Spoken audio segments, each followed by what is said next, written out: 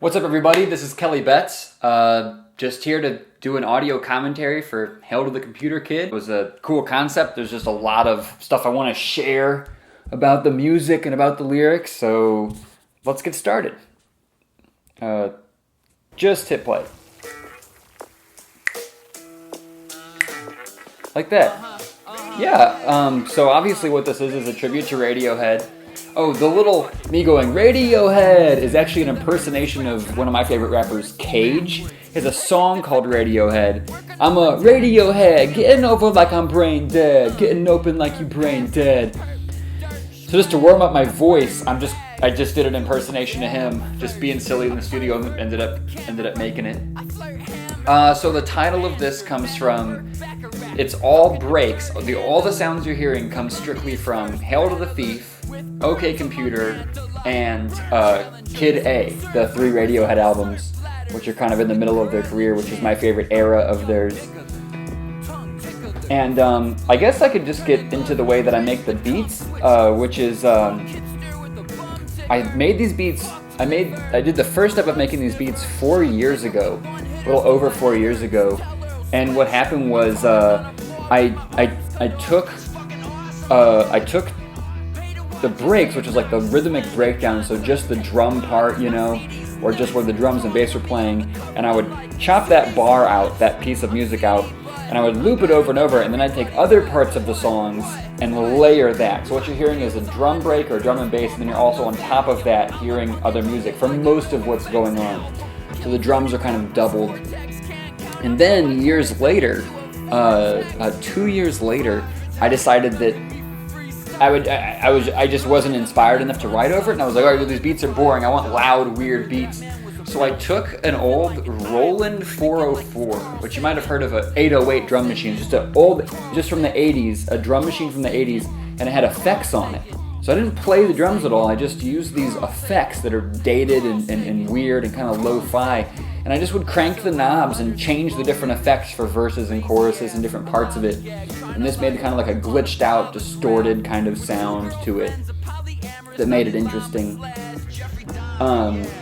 This verse that you're hearing right now, the second verse on Carl Sagan, is I wrote in one sitting. It's barely edited. And usually the stuff I do is, usually my writing process is I just write down as many rhymes as I can, and I'm rhyming just without much meaning to it or anything. It just kind of whatever comes to my mind, and then later I'll go back and make a verse out of it, or I'll take a few of those and make a verse out of it. And I was just in a mood, and I just was sitting alone one night, just went hard, just went in and did this whole long-ass rhyme scheme. It's one of my favorite things I've ever written.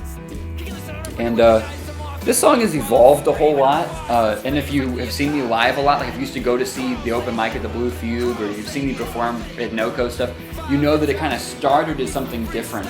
The whole first verse was different, the chorus was completely different. I guess I wanted to say before it ends, it's going to end here, but I repeatedly am referencing a song you've probably not heard by an artist named Locutus. Go look him up, Locutus. He's on the record label with Das Racist, and he has a song called "I'm Better Than Everybody." And he says, I'm better than everybody, and I say that line to end a verse. And he says, pills on my necklace, call me Kevin Costner. I have no idea what that means, but there's a photo shoot from NoFX for Pump Up the Valium, where this girl's wearing a necklace made of Valium, like it's candy, like a candy necklace. And so my line is, pills on my necklace, pump up the Valium. I'm a punk and drug look like a NoFX album. So I kind of adjusted that. And yeah, I'm just generally referencing his kind of steez. So I kind of wanted to just hide that in the open there, is that I kind of took a bunch from him. But yeah, that song's very different when I started doing it. This song is called "A Lot of People Died This Year," because they did.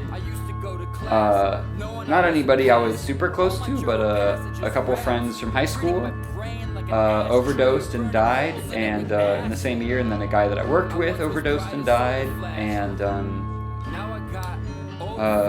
who else? I had two other friends that are actually pretty close to me overdosed, and they both didn't pass away, but they overdosed. So this song references that, and it's kind of like reflecting on my past drug use, and talks about being at a funeral. So I thought it matched the mood of that beat.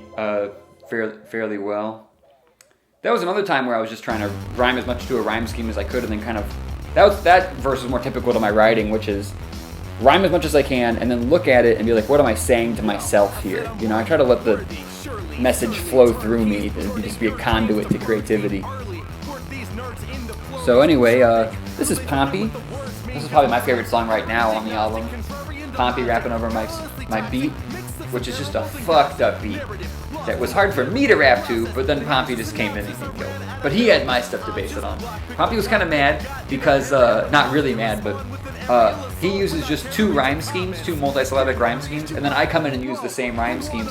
I wrote mine first, and he based his rhymes on mine, even though I put his verse first. So he thinks everybody's going to assume that I'm just doing a great job coming up with more rhymes on that same scheme. I'm not. He copied me, so takes more talent. Also, he says, I lockpick the cockpit. I lockpick the cockpit. Took a Harrier and launched it. I think that's incredible. Pompey records really differently than I do. It's a weird break there. Pompey records really differently than I do. He does like several takes, and I kind of do like one or two, and then call it good. I'm just like, whatever comes out, I got it. I did it trying to capture this live energy. I kind of go about recording as a performance, because I'm really good at performing and I don't have much experience recording, but I have lots of experience on stage. I'm a lot louder on this song. That's because my brother Mantra said that I was performing this and he goes, I don't think that song works. He's like, you know, the beat's so loud, unless you were yelling it, I just don't think it would. I don't think it sounds good. So I'm like, all right, well, I like the song, so I'm just gonna yell it. I guess I could talk more about where the actual project came from, which is that I was living with this guy Kyle Warren, who does Hit Records now. This is before he had a record store though, and I was living in this giant house called the 404. This like punk house. Musicians come through and stay there, and a lot of artists, a lot of there's like a video editor and like musicians and everything. And so shouts out to Kyle Warren if you're listening to this. So he and another guy combined had a record collection of 4,000 records, and at the time I would just hang out in this living room with this giant record collection, and I would just get to go through whole anthologies from different bands, and Radiohead was one of them. And my good friend Leroy was with me, and we together kind of came up with, what if we just only took beats from a few certain records, and that was the whole concept. And so then it was like, all right, what band do we want to do that to? And so he would like come over and we'd like smoke weed or whatever and brainstorm, and just we ended up, you know, feeling like Radiohead would be the weirdest, coolest thing to do.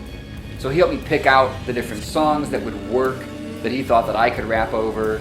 And I think that's important, is to kind of filter yourself through your friends and people you trust. And you can't just trust yourself. Like, no man is an island, even though I say I am on this album. You know, you gotta like listen to what people around you are thinking as well, and utilize your talent the best you can.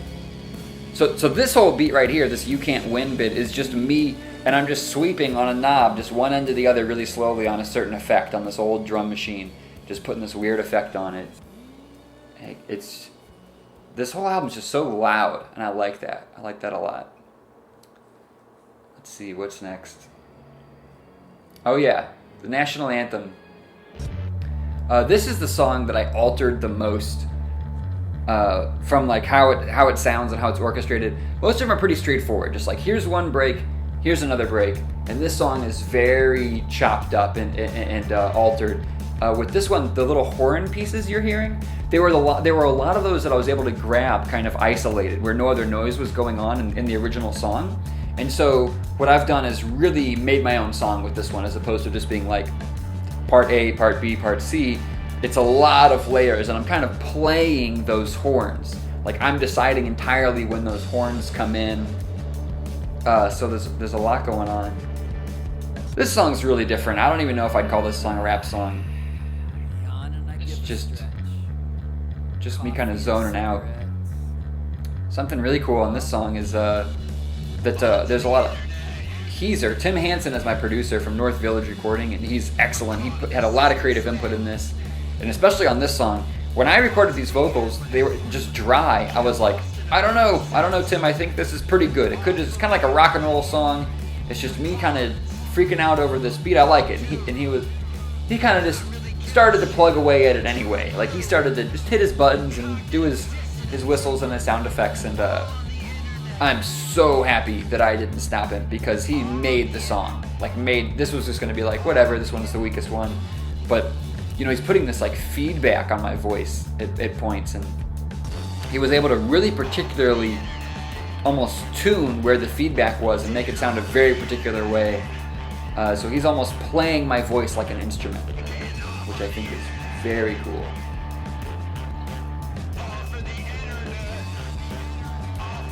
This is definitely one where I wanted the beat to be at the forefront. Just kind of have people zone out to what the rhythm was doing. It's just about frustration with being online communities. People just don't act responsible for themselves like the way they do in person. You say something in person, you have to be responsible for it, and on the internet you don't. People just act removed from themselves. And that really pisses me off. So I kind of just channeled that anger, and cognitive dissonance, that sums it all. It's just a bunch of rhymes for the words cognitive dissonance. What's next? Boy, I got a bad memory. Oh yeah. So yeah, this is if you're very familiar with Radiohead, you know this is a much longer sequence where this robot talks for about a couple minutes. And I just took out the things that I thought applied to me the most, because at the time when I made these beats originally, I was trying to quit drinking, which I've done successfully now, hence the cream soda. So paranoia, yeah, for sure, suffer from that. So I just kind of took the parts that applied to me and pitched it down. It was one of the very first things I thought of, because it's, what is it? Smart people borrow and geniuses steal. I can't remember who said that, but I'm stealing it. So I just thought that was the easiest one to manipulate and make my own. This song, I guess, is called Crawling, and this is the only song that I manipulated what the Radiohead lyrics were, because for the rest of them, I had just written a verse and then matched it up with the beats I had. But for this one, I was like, all right, Kelly, let's write bars for this. What does the song make you feel? And I just played it over and over and over again. And I had just a typed out version of the Radiohead lyrics, and I was just deleting and copying and pasting, kind of changing the phrases, and I just did that for hours until it was this. So a few of the phrases, like Key to Your Lock and Toys in the Basement and Climbing Up the Walls, are a few phrases. Pick in the Ice. There's a few phrases that are in the original song, but now I've made it my own. And the original song's just terrifying. It's about like a creeper, like a stalker, I think, kind of situation or something like that. And my song, I don't know how obvious it is, but it's actually about having a sexual relationship with someone that has feelings for you and you don't have feelings for them. So it's unreciprocated romance, and maybe you're kind of keeping them around for sex. Using would be the extreme word there. And then just the terrible guilt, paranoia, overthinking, just being really high and drunk with this person that is into you. And if you haven't figured out, it's a specific situation I'm talking about, actually a couple in a row at that period of my life right before I got sober. But so that's the song that's again very specific about trying to just capture a mood of a moment, particular set of moments. I don't know how obvious it is to other people, but and then I think we're on the last song. Let's see, was there anything else I wanted to say? I don't know. Radiohead means a whole lot to me. It's kind of obvious, but because I did this, but I think one interesting thing is my older sister, she's much older than me, 7 or 8 years older than me, she gave me Radiohead when I was in high school. And yeah, I had the internet, but the internet wasn't as easy to use as it is now, and I also just wasn't as involved, and I didn't realize the capabilities of it. So it's my fault, but it's also the technology at the time. Is I didn't know anything about the band. So all I had was the CD, and it was Hail to the Thief. and all I had was that, and I didn't know if it was like one guy with a bunch of keyboards. I didn't know if it was a band. I didn't know they were from England. I couldn't tell that they had an accent, especially because it was called Hail to the Thief. So it was just kind of this like thing sent down from above. And I had also just started. I hadn't just started smoking weed and doing drugs, but I just started getting high by myself. And so that was really different, of like being introspective. And I remember just every night putting on Hail to the Thief, just being really high and just laying there listening to the whole album. And just the first, when I put on that record, the first seconds of it, you can just hear somebody's voice and the drums and the mic's kicking on, like just sparks so much heavy emotion, because it wasn't that happy of a time, but I can still be nostalgic about it. Again, this is me kind of playing the track. So I'm kind of adjusting just how much oscillation there is as it goes on. This next part, you're about to hear Tom York do a verse that I'm manipulating, but I'm not rapping. Nothing's happening. It's just his singing manipulated. And originally, the original idea was I was going to rap over him, do a rap version of the exact words he's saying. But then once I got this done, I just thought it was enough. I just thought it worked as it is. I thought it was just... And also, in music, the loudest thing you can do is be silent. And so as far as my voice in the album, I thought the most bold, the biggest way to end the record would be to just let the beat ride, let the Radiohead take over. They're also considerably more fun to listen to than I am anyway, so it's like, here, just give you this best part, just give you this treat. It's kind of a solemn ending to a pretty down project. There's definitely some braggadocio, there's definitely some fun on the record too, but a lot of sad topics and paranoia being covered, but that's the kind of stuff I like to write about, so I'm really happy with the project. I really think that it would not be the same project at all if it wasn't for Tim Hansen at North Village. Pompey helped me record it. This guy Landon, who's a friend of mine, lent me the Roland drum machine. Art was done by Rachel Myers. She's fantastic, as well as the original concept by Amanda Rainey, the lovely Amanda Rainey. So there it is, guys. Hail to the Thief. Fun album. My favorite project I've put out so far. Thanks for listening to the audio commentary. This is Kelly Betz. Keep tuning into my music. I have like 3 other records that are each a song away from being done. So more stuff coming out very soon. Take it easy.